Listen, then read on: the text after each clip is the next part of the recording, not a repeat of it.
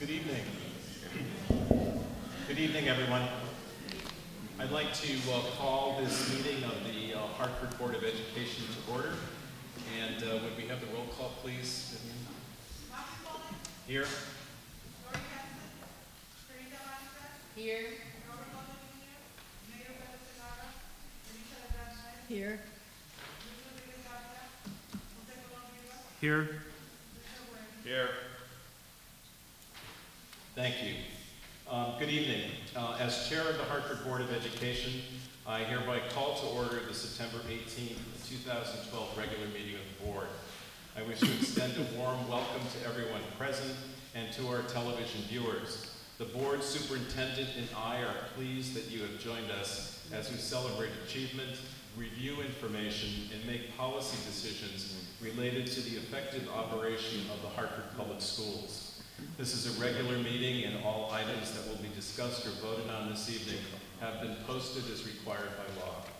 As the Hartford Board of Education, we are here to set goals, listen to reports of the superintendent, approve budgets, contracts, and personnel appointments, and make policy for the district.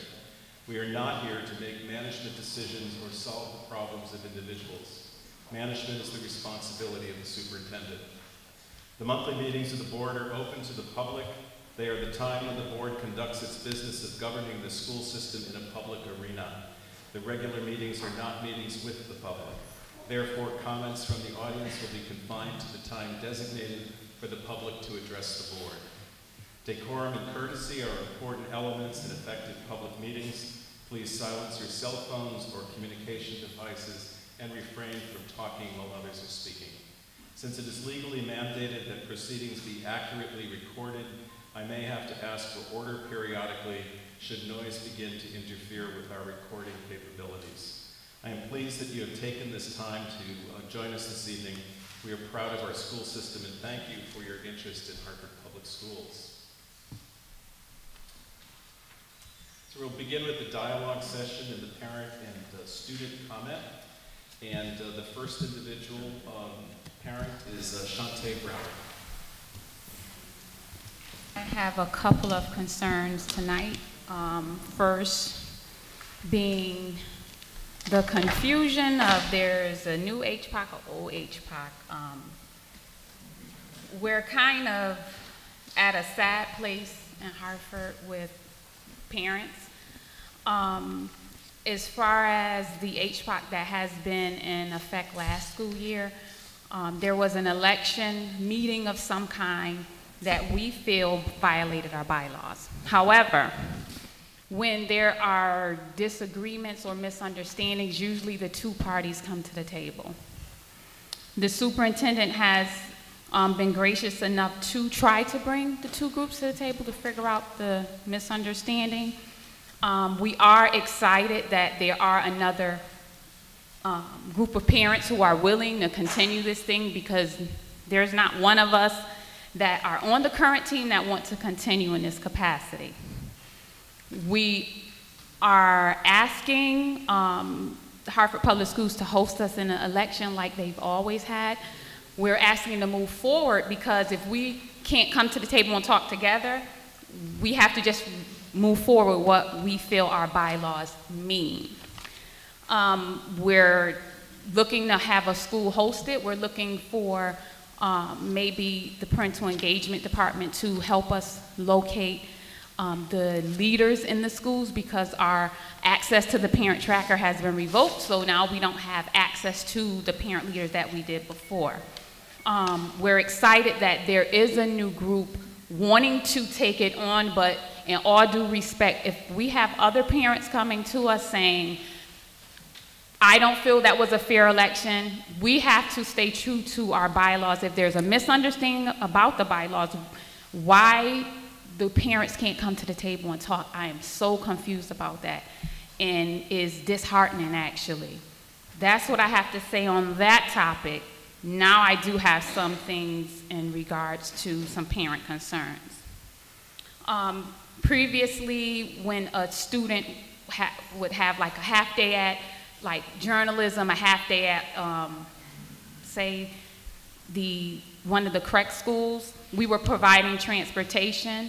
A parent is very concerned with that because we're giving them a bus pass, but they're not getting to the next half of the day in time, and there's some loss of time there. So I don't know. I know it's probably due to the budget constraints because it was very costly, but the parent said she wasn't communicated enough time to make other arrangement or make other choices for her child. That's one concern. The other concern is we have a couple schools that turned from regular Hartford public schools to magnet schools. I've been in conversations with a couple parents saying that they feel that it's a difference in their concerns. It's not Hartford versus suburban, but the reality is we have to have a certain number of white students to have it be a magnet school. So sometimes principals are more, I don't want to say more pleasing, but the pressure is on. So parents are saying, well, my concern that I was bringing to the table didn't seem valid or made important, but a suburban parent is asking the same thing and they're catered to. So we're looking for the equality in that because it's new for everyone. The school is opening up, the suburbs is coming in, but we're not looking to be treated any less important than anyone else coming in. And I'm all set. Good evening. Good evening, ladies and gentlemen. As you already know, my name is Diana, and I am a parent of 5 kids in this Hartford school system for over 21 years. I have served in PTO leadership and in school government councils as chair in various communities throughout the city of Hartford. Currently, I'm elected as the president of Hartford Parent Organized Council. First and foremost, I would like to thank Dr. Kishimoto for meeting with us on Thursday for the HPAC meeting. It was very nice of you to have taken time to meet with us. The Hartford Parent Council is an independent, grassroots organization made up of PTO leaders across the district. Every month, this organization conducts meetings and PTO presidents of each school to talk about district goals. This year, since it's my first year, I haven't had the chance to do that. And with the supposed conflict that exists, I still haven't, but I am trying my best to conduct it with or without a conflict. I thought we were all adults and we will overcome this issue, but I guess some of us choose not to. As I already presented you with bylaws, with enough evidence to prove to you that we have done everything by the bylaws and given you every proof possible to indicate that we have done everything by the bylaws. We have asked for proof of the yearly meeting, haven't received it. We have asked for many things. Now, instead of having another election, give the new elected the chance and the opportunity to prove to you that number one, our first and number one top priority is the parents. And on top of that, help us to help them understand that all we care about is their kids' future. I understand that so many people are concerned about what was instead of what could it be. And it has to stop. It has to.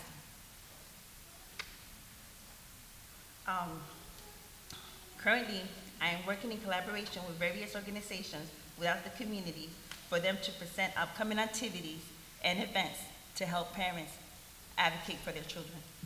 If our number one top priority is for school achievement and our kids' future, then why not give HPAC, the new elected HPAC, the opportunity to do it, instead of trying to hold other elections when we already proved to you that we did it the right way. That's all. So I'd like to just make a comment, which is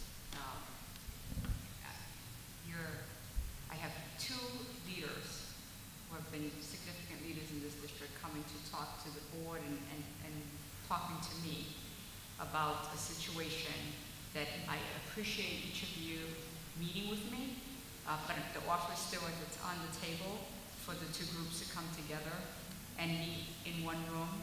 And if you want a mediator, as I said, we'll have an independent mediator. But I think we're all saying the same thing, in that the goal is to have a strong parent organization and strong And parent we're willing leaders. to meet with this past HPOC council if they're willing to accept that we are the new HPOC. But this isn't the venue to come to some kind of agreement or concession what I hope we can agree on is that we come to the table together and have that conversation amongst ourselves. Thank you. We have a comment from Michael Downs. Good evening, board members and superintendent. My name is Michael Downs, president of the Hartford Federation of Substitute Teachers. I live at 74 Rosemont Street, Hartford, Connecticut. I'd first like to welcome to the city of Hartford and the Board of Education my good friend and colleague, Donald Slater, who served with me in the Army Reserve and the Army National Guard. And I'd like to say welcome. I have 3 issues. One concerns union representation. I had 2 substitute teachers who were long-time substitute teachers and well thought of by school principals, that they did a lot of long-term jobs in elementary schools. And they were called to the board. Before each one went, they said, "Boy, we need union representation." They said no. They went to the board and they were terminated. It took us a long time to get what they were terminated about settled. We did, but they were not, the union wasn't notified for a week, and wasn't notified by the central office at all. We were notified by the ladies after they got over the shock. And right now we're looking into a violation of their Weingarten rights. Secondly, there's this matter of substitute teacher pay. When a substitute teacher works, they're to be paid on payday. And many times there's a mistake made, or payroll doesn't get in from one school or another, and we go from school to school. But the reason this substitute teacher wasn't paid was because central office said that he was banned from that school, and the individual in payroll said that we couldn't, we were told not to pay him. And so he called us, and he said that he had already called payroll, and payroll gave him the reason. And he talked to somebody in the central office, and then I sent him to our union representation, union representative, Mr. Howe, and we're handling the matter from there. But the problem is, if he has been banned from the school, he should be given a written notice of the ban, and a copy of that notice should be sent either to Mr. Howe at the union, or to me, or to both of us. And nothing was ever sent to the substitute teacher or to either of us concerning the banning from that particular school. And it turns out there may be a fact that he was banned from 2 schools, and but we're not certain exactly what's been going on, because the 3 traditional high schools in Hartford are no longer one high school. Buckley is now 2 high schools, Hartford High is 3 high schools, and Weaver is 2 high schools. They have 2 individual schools, so we're trying to figure this out. But we hope that he will. We hope that he will be paid. One of the reasons substitute teachers became unionized was to prevent things like this, and treatment, shoddy treatment, and you know. But we went through a contract negotiations where we got a pay decrease. It was called an increase. I guess that's how they treat substitute teachers in the system, the same way they did when Charles Sentia was here back in 1992. He said we could treat substitute teachers any way we want, and they did. And we thought 20 years later would be a little better. Thank you. Paul Holzer, please.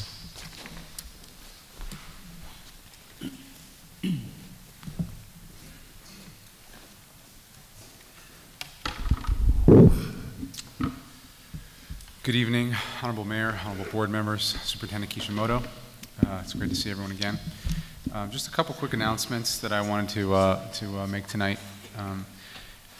Our Choice Education Program is scheduled to launch next month alongside the districts and the Regional School Choice Office's school choice application process. Just wanted to give folks an update on that. We look forward to providing, to training 12 parents in Hartford and having them work one-on-one with other parents throughout the city, co-trained by our staff as well as district staff.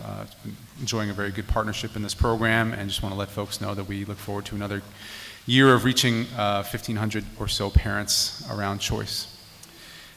In conjunction with that, we've also launched a new program called Parent Workshops, the first of which is focused on understanding the entire system and school choice. So I think one of the things that folks in the community, if you haven't realized already about school choice, is it's a high stakes decision. If you learn about it late, not that much time necessarily, but the idea is that you wouldn't spend 10 minutes choosing a college. So let's make sure that in the community you understand what school choice is about and have all the information you need to make a very informed decision. And again, very excited about this work in partnership with the choice process at the school district.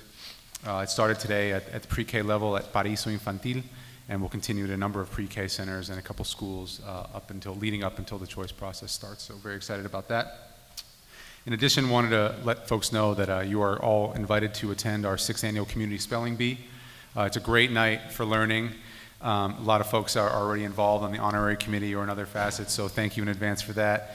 Just a wonderful night to see both adults and students, hopefully students from every single high school, compete against each other. We know that some students have already challenged other students in other schools, so look forward to making this event a great way to make learning come alive. That's going to be October 19th at the Learning Corridor from 7 to 9 p.m. And lastly, just wanted to let parents and community members in the room know that we have free movie tickets for the Friday night opening night release of the new movie Won't Back Down, which is about parental engagement in schools. Just a great theme in Hartford and any reform-minded district, in any district that values parent engagement. Just a wonderful kind of feel-good movie for folks to attend. And we've got 250 seats in a number of organizations that are partnering each with a number of seats. But to the extent that there are parents here tonight who want to sign up and get a free ticket, I will, myself or a staff person at Chief Hartford will have a green clipboard, and you're more than welcome to sign up. And we look forward to that event, and that's on September 28th. So, thank you. All right, that closes the dialogue session of our regular board meeting. I'll now move into reports. I just have a couple of things that I wanted to point out, one of which at least I'm sure the superintendent will mention. All of you know, I think, that the Annie Fisher STEM School was named one of the blue ribbon schools in the United States just a week or so ago. We want to congratulate Melanie, the principal, and all of the parents and students, and everyone who participates in making that a world-class operation out there at Annie Fisher. The other thing I wanted to just brief you on is that the leadership committee of the board, it's the officers of the board, met with Dr. Kishimoto and folks from the chef movement last night to get an update on what people are doing who were part of the original movement of chef, where they're going in the future, giving us an update as leaders of the board. And we have a great opportunity, of course, to continue the great work of quality integrated education that was begun with chef. So I want you to know that we're actively talking with them, and we have two of our board members who are part of that coalition. Robert Cotto and Mrs. Noel are both involved with chef on a regular basis. And that's all I have for the moment, and I'll now turn it over to Dr. Kishimoto. Good evening.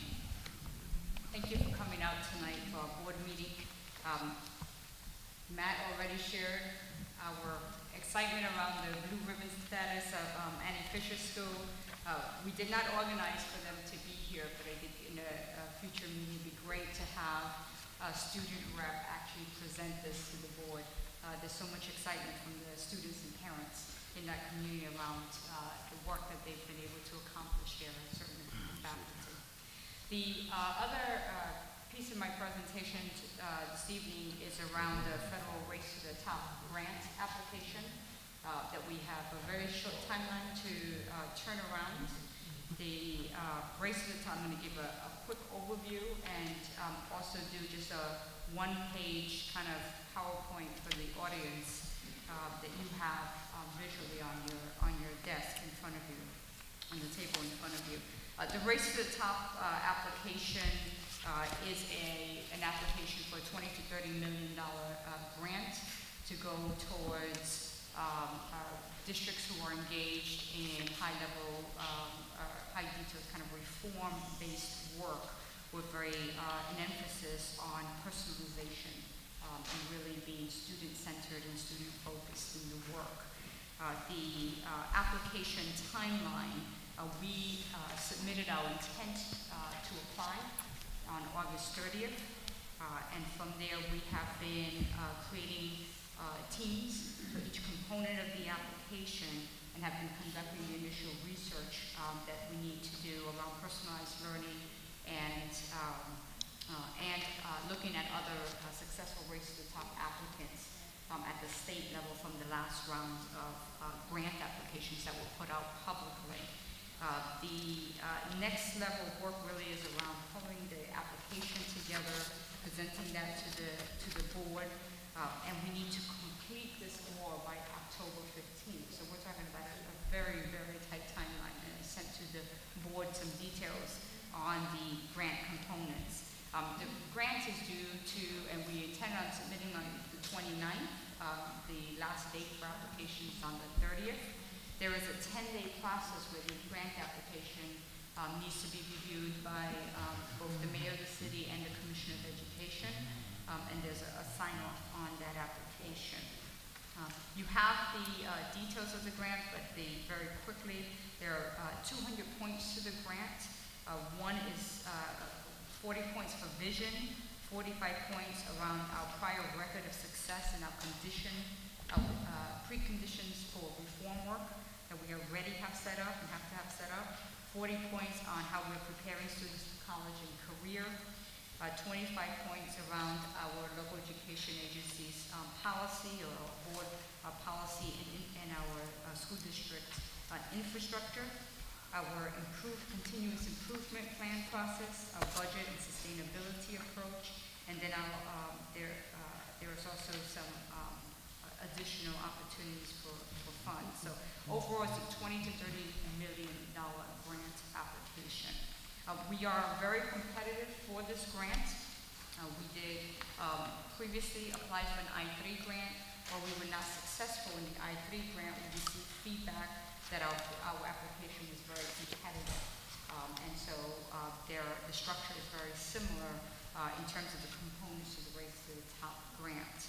I'm going to just share quickly with the public the framework that we have in place for reform that makes us competitive for this work. And so what you first see are the 7 components of our reform strategy that we have had in place since we started this reform work in 2006, 2007. Those 7 components are based on the Center for Reinventing Public Education work out of the University of Washington, and we are a partner, one of 16 major districts involved with that center, which has now expanded to about 38 districts nationally.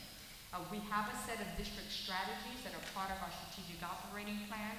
So when we look at our day-to-day practice in terms of implementation work, but also in terms of annual planning, we use 6 key district strategies. And those strategies are organized around 3 major goals. And you see these goals and strategies, as well as these reform components over the last year and a half as we've been planning, as we planned and implemented and adopted the 5-year strategic operating plan. Our approach is certainly to frame all of our work under a student-centered learning approach, and how that's defined is really how we're using time to provide opportunities for students to master the standards, small learning communities, the use of advisories, school-based autonomy structure, these standard-based report cards, and the use of individualized learning plans for students. These are all components that are part of our 5-year strategic operating plan. And what this does is help us to focus our grant, Race to the Top grant, around the work that is already in place and the basis we have for reform. The driving kind of urgency that drives our work forward as a board, as a district, and as a community of educators is this commitment we have to close the achievement gap, and we have that 13-year framework timeline, the 2018 to 19 target for both closing the achievement gap and really having a very strong, solid college and career success plan and structure to our work. So I just wanted to share the visual that really has been the basis for all of our planning work over the last year and a half in terms of all of those components. And this is certainly because of this work, we have the reform framework that the Race to the Top application is looking for. All of the other kind of major components of the application is really around funding for the work that's already defined in the strategic operating plan. So I just wanted to give you that quick overview because we're also going to be looking at, you're going to be looking at as a board, some of the components of this grant as we prepared very quickly to turn this around so that we get, we have the opportunity to be competitive or actually get this in on time. We do have, I have reached out to the mayor's office because there's also an opportunity here to just up front do this coordination so that the 10-day timeline after the 15th can just be focused on the commissioner's work and that we're already cohesively putting this forward.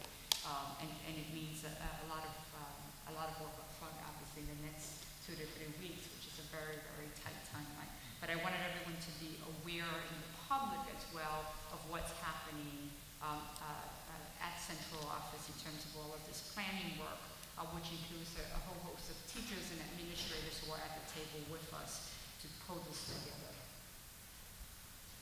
And that concludes my report. Thank you very much. As Dr. Kishimoto said, the board will be reviewing in a future meeting the grant itself, and it'll be part of the schedule of getting this grant submitted by the end of October. All right, we'll move on to committee reports. Can we have a committee report from the head of the Human Resources Committee, Dr. Colon-Rivas? Yes. Good evening, everyone. The Human Resource Committee met on September 10th, and present were Jennifer Allen from the administration and Jill Cutler-Hutchman. From our board, Richard Waring was present, Elizabeth Brett-Noel, Matthew Paulin, and Sharita McIntyre. We discussed many things, but among the many things, 2 were key to the discussion, which is the recruitment and selection process, and the recruitment priorities. And tonight, just gathered the information I would like to present to the public and everyone. In terms of the recruitment priorities for the Board of Education for 2012-2013, there are 4 components, and it's to develop a strong recruitment and selection system that is highly effective and evidenced by principals and the school governance committee satisfaction with teachers, AP, dean, and principal candidates. Establish an infrastructure and pipeline for dean, APs, principal recruitment, selection, and matriculation. Build diverse talent pipeline with emphasis on attracting educators of colors, educators with Connecticut roots, and collect and analyze data to identify trends of new hires, especially those that are successful in classrooms or leading the school, to inform recruitment efforts. We had a really, really proactive conversation. Thanks to Jennifer Allen for the time And thanks for Dr. Kishimoto for allowing us to meet with the staff. And we're looking forward to our next conversation around selection and priorities for the system. Thank you. Mr. Cotto, Policy Committee. Thank you. The Policy Committee met on September 12th, which was last week. The two items on the agenda, or actually three items on the agenda. The first one was a review of the uniform policy. We had a parent that came to the last regular meeting of the Board of Ed and had some concerns about the uniform policy. So we heard her comments, particularly about the logo on the uniform and the use of sole source vendors for obtaining uniforms. And so at the next policy meeting, we'll be making some adjustments to the uniform policy. Hopefully that can be more accommodating for parents and when they get uniforms. So I think that will be next up. If folks in the public have any concerns or comments about the uniform policy, please feel free to email us or call us. Secondly, we talked about an item that's on the agenda today. It's the second reading of the acceptable computer network use for employees and for students. We made some minor adjustments to that policy, and I think perhaps Dr. Nardone will come up and speak a bit about it. And today, again, it's for the second reading. And that was it. Thank you, Mr. Cotto. Sure. Mrs. Noel, do you have anything from your committees? Great, thank you very much. We're now going to move into the business agenda. Oh, Mr. Waring, how can I forget Mr. Waring, Finance Committee? Thank you, Mr. Chairman. The Finance Committee will meet on Monday. We'll have a recap of the 2011-2012 fiscal year, which I think panned out pretty successfully. We were able to return some money back to the city in the form of reimbursements for services rendered, some of which will be devoted to capital improvements at Milner, which was good. We'll be talking about the 12-13 budget, how it's shaping up, which is not as optimistic as the 11-12 budget proved to be. We have to discuss in some detail transportation costs, which is something I'll get into when we have the appointment of Dr. Slater in front of us. That is proving to be a challenge and one that we're going to have to aggressively manage, or it's going to get away from us, and we will not have the kind of year this year that we had last year. Mr. Waring, have you, we had in our budget in addition to transportation, although it was related to some of the special ed changes that we were seeking. Are we on a path already with seeing changes in special ed and developing resources in Hartford so we're not traveling? I don't know yet. I should have somewhat of a better idea on Monday of what's going on. I just received a very general overview from Ms. Altieri last week when we set the agenda, so I'll know more on Monday. Okay. Thank you very much. I'm not missing anybody else, am I? Mr. Davila, do you have a committee you want to report on? Just checking. All right, we'll move into the business agenda now. The first order of business is an administrative appointment, and the resolution in front of us is that the Hartford Board of Education approved the superintendent's recommendation to appoint Donald Slater to the position of Chief Operating Officer effective October 1st, 2012. Move the adoption of the resolution. Any discussion? Mr. Chairman, if I might, Mr. Waring. The appointment of Dr. Slater puts in front of us the issue of operations, which in my mind this year is centered around transportation, which I view to be, frankly, from a financial point of view, our most significant operational issue. I was heartened to read Dr. Slater's resume because he's a military man who served in a headquarters function. I believe he has some understanding of logistics and supply and organization. Having talked to him, I'm confident that he appreciates this challenge, and I was heartened by his promise to me that he was going to jump on this issue as soon as he gets settled in. I am not misrepresenting what you told me, my Dr. Slater. All right, thank you. So I'm supportive of this appointment. I'm hopeful that Dr. Slater can make a difference in helping us to manage our transportation costs. Thank you very much. I'm going to allow Dr. Kishimoto and Dr. Nardone to introduce the public and and the board to Dr. Slater. So I am thrilled to be in a place where we can, where I can recommend someone to replace Victor De La Paz, who served as Chief Operating Officer and left us this summer. And I wanted to take the time to look at the position carefully. This is a cabinet level position that's key to my administration. There are key components to the job descriptions that are typical of chief operating officers that everyone's familiar with, but we also expanded upon the roles to include the chief operating officer having oversight for school design development. So as we're developing facility designs, that we'll also, we have the same leader looking at school design development, school athletics, as well as our technology work with MHIS, and finally student leadership development at particularly the secondary level. Dr. Slater comes to us with a wealth of high school experiences, so we're very excited that we have someone on board on the operational side that has led a school and understands the dynamics of what it takes to lead a school and to work with our principals around that, and has also 25 years of experience in the military that brings us, and he brings that operational component, so both school leadership and operations. So I'm thrilled to have him here for the board. I think it's going to be a great addition to my team. I also want to just emphasize a matter that happens behind the scenes. It's often not noted. The superintendent missed in West Hartford, and I worked for a considerable amount of time to make sure this was a seamless transition between a district that is losing a leader who's one of the top principals in the state and coming into our district and doing that in a way that's respectful of the district that he's leading. And so this has been an ongoing process that culminated in the Hartford Current article recently that really celebrated Dr. Slater's contribution to education for the kids in the state of Connecticut. Mrs. Noel? I'd like to welcome you as a graduate of Hall High School.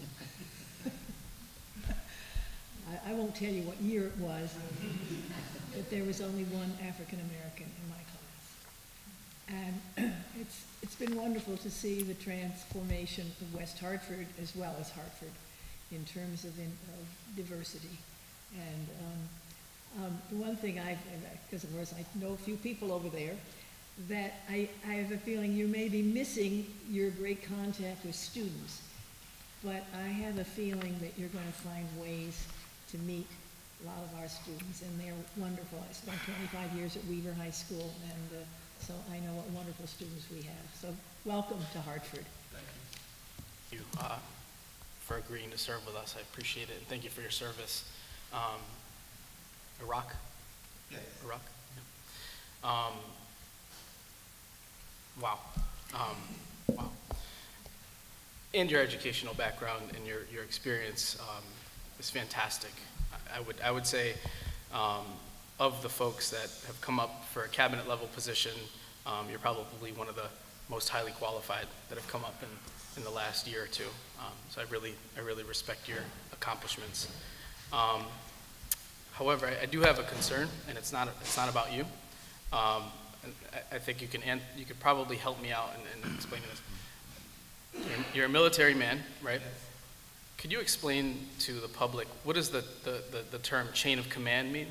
What does that, could you just explain, like in the best way that you can? From lowest level, if you take I'm gonna give you a simple example, 1 to 10. And if 10 is being the highest, people work within a chain, and 1 being the lowest, 10 being the highest. The person at 10 really has the most responsibility within that chain of 1 to 10. So within a chain of command, that person would not have as much responsibility, not to mean that their job is not as important. Everyone's job is important, but the responsibility level would be at a lower level. So as you move up the level to that 10, you'll have the highest amount of responsibility. But along that chain, everyone's work is important to the overall mission, and everyone will work just as hard as a 1 will work just as hard as a 10, but they just may work differently. Thank you. I think that's fantastic, and I think you're going to be an important piece in that chain, really at the very top levels of our district, and I think you can do the job. What I'm concerned about is we have a policy, and it's called the succession planning policy. And it was created a number of years ago to kind of identify how the leaders, the Board of Ed, the folks at the top of the chain of command, if you will, would develop and bring in new talent.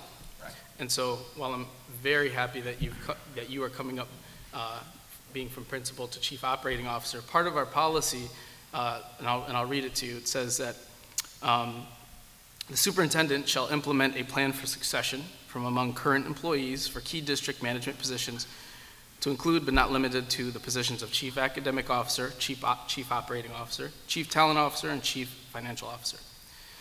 Board oversight. The superintendent will report annually to the board on this plan for succession, his or her plan for succession for key district management positions. The board will reconvene as a committee of the whole as needed to plan for anticipated vacancies covered under this policy.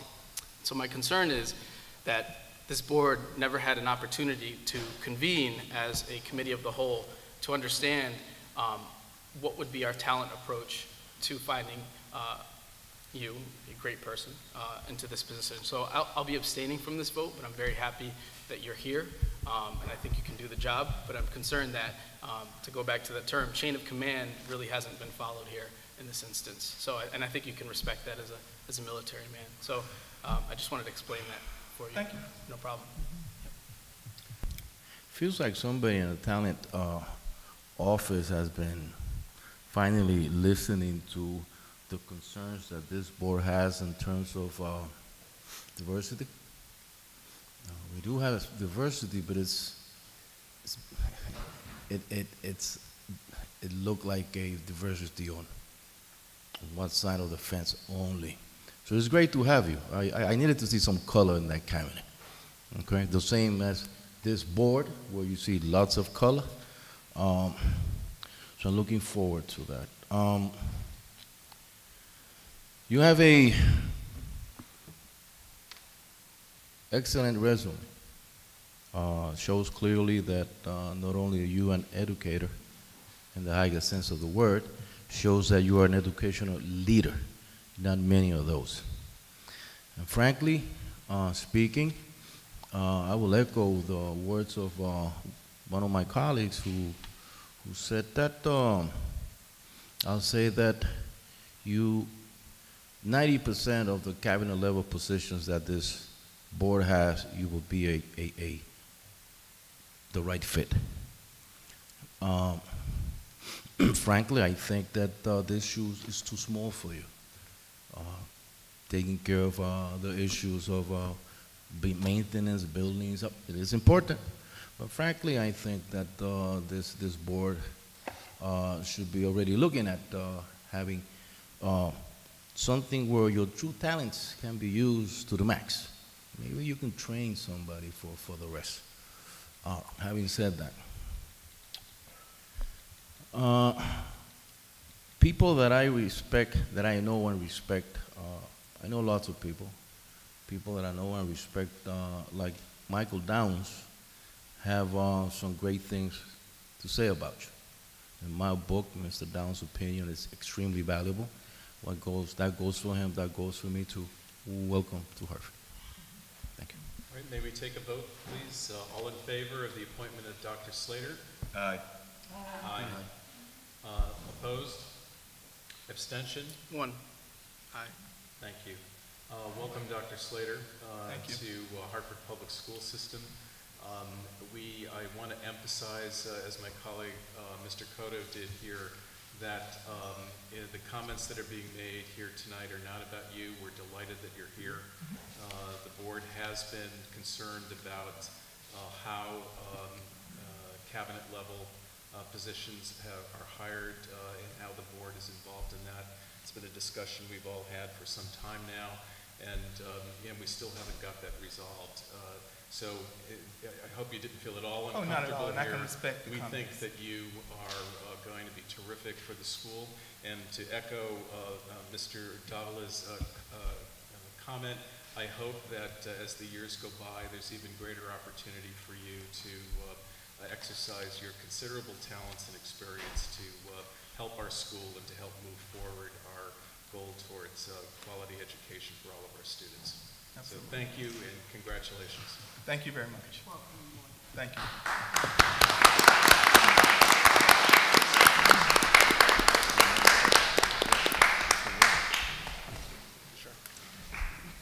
Okay, the next item on the agenda is the contract continuation approval. There's a request or a resolution for the Hartford Board of Education to authorize the superintendent to approve and sign the contract with College Board for the term delineated in the contract ending September 30th, 2013 at a cost not to exceed $100,000. I have a motion. Second. Discussion? Mr. Chairman? Mr. Waring. I think we discussed this at our retreat, and I had some comments then, and I'm going to perhaps be repeating some of them, but I still have some concerns. To say that our implementation last year was successful, I think is rather hard to say. When we had 3 schools that over 40% of the students got in the 200s. And any of you who know what SATs are, the 200s are F. And another 3 schools was in the 30% range in the 200s. And certainly our magnet schools are doing very, very well. But I assume that the data about the magnet schools includes the suburban students. So it's a little bit hard to compare whether the Hartford students at the magnet schools, how they are actually doing. And I certainly, and most of you here who know me know that I was 20 years in guidance and counseling. And I remember when, as our scores at Weaver, the few students began to move up, and I see one of them right here, one of my former students, and he celebrated because we began to get more students who were getting in the 400s. And, but we didn't give everybody the SAT. And to say that everybody at this point needs to be taking the SAT, why do you have 40% of these students go into a failing situation and spend $100,000 to do it? I'm wondering about the numbers, but I guess I won't go on, but I think you get the gist of my direction. I think this is really not the way to spend all our money. Do we encourage our students to take the SAT? Definitely. And for the student who does not do well, as we say, college is important. As a counselor, I would be the first person that says, look, you do not need the SAT to go to community college. You need to do well in your high school class, and here are some of the courses that you want to be taking. Look at community college. So it isn't as though everybody needed to be taking the SAT. So I think it is, I think I'll vote against it. Not that it will do any good, because I probably won't bring anybody else along with me, but I think it's misplaced. Mr. Waring. Mr. Chairman, I am of a similar mind to Ms. Noel, although I'm going to vote for the resolution. Honestly, it strikes me that only in a Panglossian world could we describe what happened with the SATs as successful. It was not. It's important. We need to keep at it. Our kids need to do better at it, but I'm perplexed that the word successful would find its way into any aspect of this conversation, because what happened was not successful. Again, it's important. We need to keep working on it. Our kids need to do better. They will not succeed. They will not be able to get into college with scores, what the scores we're putting up as a general matter. And so I'm hopeful that we will do better in the future. I'm confident that we will do better in the future. But I will support this resolution. But again, I think to describe this past year as a success is not realistic. Thank you. Mr. Codell. I have some similar objections. I think where the field's moving towards when you talk about kids going to college and kids going off to some sort of post-secondary option, such as technical school, community college. There are fewer and fewer schools that are actually requiring the SAT to go to college. There still are a number of colleges and universities that do require the SAT or ACT, but there are, again, like I said, there are fewer and fewer that are looking at it, and instead, more and more schools are looking at the quality of the student's curriculum in high school. They're looking much more at the quality of the person and what sort of interests and what sort of talents and abilities they have, what sort of extracurricular or internship opportunities they've been able to have. So this is just one component of that. So my concern is why we're requiring juniors and seniors to take a test that might not actually fit what their particular plans are in their life. I wouldn't want to discourage students from taking the SAT if they think that they might be interested in going off to college, but it may not be a good fit, and it may in fact discourage students from going off to college. If they get a low score on the SAT, they could be dissuaded from applying to a four-year college or a two-year college, or from reaching up in terms of going to a more prestigious college. Because like I said, the colleges are looking more at the quality of the school, the quality of the curriculum that they took, more so than the SAT. In particular because, and this is what they fought about in the 60s and 70s, the SAT, to a certain extent, is culturally biased, and there's evidence of this. There's a great law review, there's a law journal article from 2002 that states how the SAT has built-in headwinds for Chicano or Mexican students and African American students. It's actually designed in such a way that the questions that black students and the questions that Chicano students, in this instance, the ones that they do better on are actually thrown out. It's part of the system of creating the SAT, and that's why they say it has a built-in headwinds. So, like I said, it's one of those tests that kids need to take if they want to go to a four-year college, but we shouldn't really be spending our resources and our time to prepare them for a test that's already kind of not a very good indicator of the work and the abilities that they have. So those are some of my concerns, and I would add on top of that students from from families that have low to moderate income can get fee waivers for the SAT, so they can actually like apply to take the SAT essentially for free. So for us to be spending $100,000 on a test which our low-income kids can take for free already, it just doesn't seem to add up. We could use that money in another way. So that's kind of how I feel about it. Again, I'm not anti-SAT. If the kids want to go to college, they should take it. But what I'm kind of opposed to is spending the resources that we're going to be spending on it when we could kind of do it for free, in my opinion anyway. But so that's where I'm at on that. So, thank you. Mr. Devil?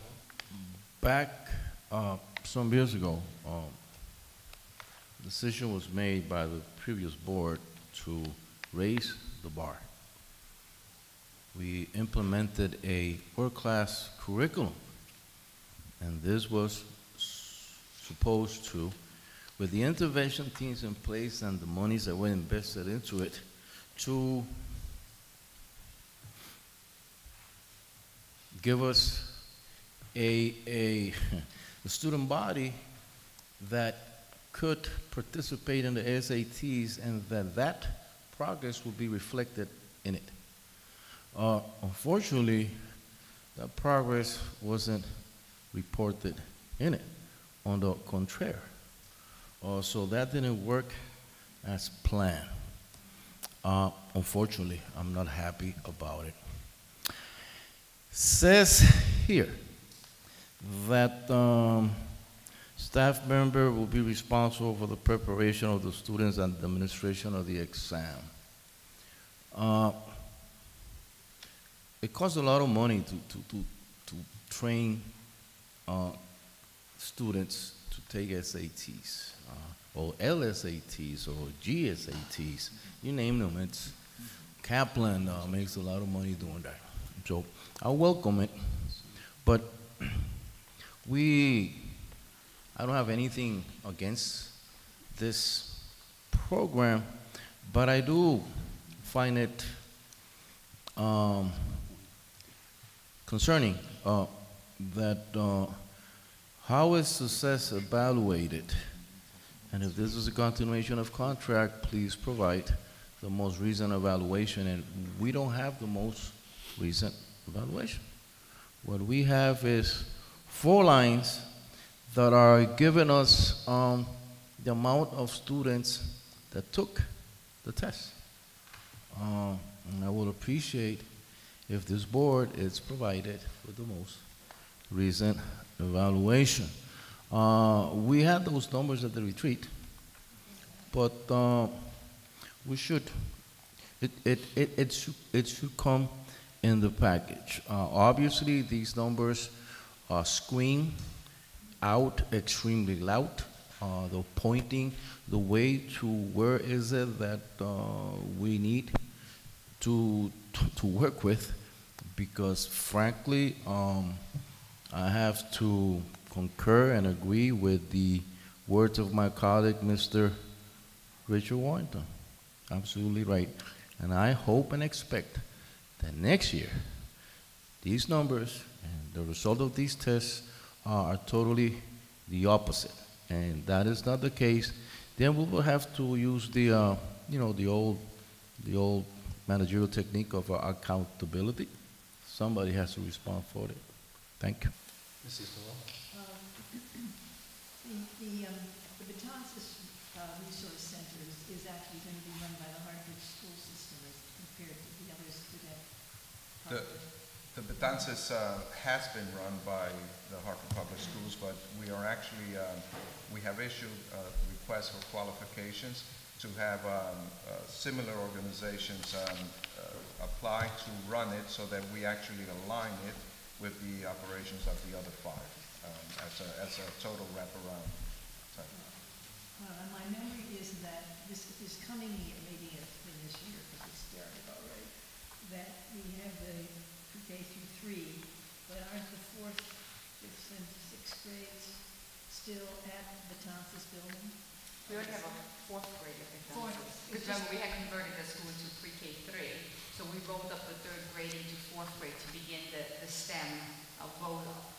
But I guess are any of the STEM students there at that building this year? 4th graders. Oh, it's just the 4th grade. Just the 4th graders, and each year we'll add the next yes, class. It would be just the 4th grade. Okay, I guess I'm at this point, is the 4th grade receiving these, are they under this umbrella of the resource center? Those parents, I assume that we're hoping that we'll find a place next year when it's a 4th and 5th grade. But right now, are those families also feeling that they can use the Family Resource Center because they are at the Betances? They're in the school, so they can certainly utilize the resource center. Many of those families were there using the resource center last year and are familiar with it. The original or the focus, though, is on pre-K through 3rd grade, but there's no exclusion of those 4th grade families.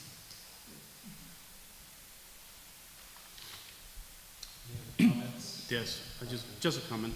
I would like to see a better alignment between the family resource centers with the family centers and the Brighter Futures family centers in Hartford.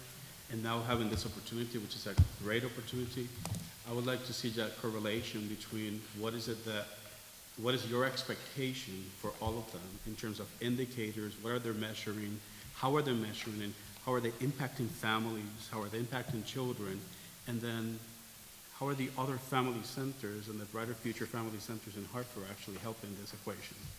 So I think this is a great opportunity for us to actually work together and see the larger picture for the students and the families that we serve. And we certainly have started the conversation with Brighter Futures so that there is that kind of alignment. Great. And I think you bring up a great point. Committee? Second. All in favor? Aye. Aye. All right, we're out of executive committee. And I'd like to put the motion before us that the Board of Education approve the proposed collective bargaining agreement with the Hartford Educational Support Personnel, Local 82, AFSA, AFL-CIO, The parties reached a tentative agreement on August 17th, 2012. The membership of the bargaining unit ratified the tentative agreement on September 12th, 2012. I have a motion. Moved. Second. Any discussion? All in favor? Aye. Aye. Any opposed? Nope, motion passes. Thank you, Jill. Okay, now we have the consent agenda. I'd like to make a motion to approve the consent agenda as Single item. single item. I'll second that motion.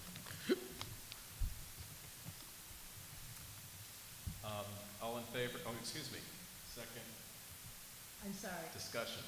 I would like to remove item 10 from the consent calendar because and of course, obviously, everybody's left, but I think when we have an event like this, we need to say thank you very much to this gentleman, Mr. Stan Frank and Jen Julie. I'm sorry, that's fine, just so that it gets public. And when it's on the consent calendar, it isn't noted. So just a point of order here. Is Mrs. Noel's thank you enough as part of the motion? The discussion about the motion to approve the entire agenda, consent agenda? Or do we need to take it off? It's not the only item on it. Right. Yeah. Right. I don't know how we do it. It just feels, it's the kind of an item that. I mean, I think we have to, we have to have a motion to remove it. Consent calendar, so I'm sorry, however. So, I'm sorry, to your point, is there another way to say thank you, or? Or have you? Do we have to remove it or? Well, maybe we don't have to, maybe I'm just going to comment on it, because put it in the minutes. consent calendar, we normally don't discuss. Right. And I don't want to go into it, obviously, no big discussion, all I want to do is to say publicly, thank you to Mr. Stan Frank. Whether he was here or not, I don't know, but he certainly isn't here now. Mr. Coder. Perhaps what we could do, an alternative, and since it's on the consent agenda, I think it's fairly understood that it's an acceptable fund that would probably pass, right? Perhaps what we can do is, as a board, send some sort of thanks on our behalf to folks from Gem Jewelry, and perhaps in the next meeting of the Board of Education at the very beginning, superintendent's report, invite Mr. Frank to the Board of Education just to Excellent. Excellent. thank him. It is late, and I understand that fair point.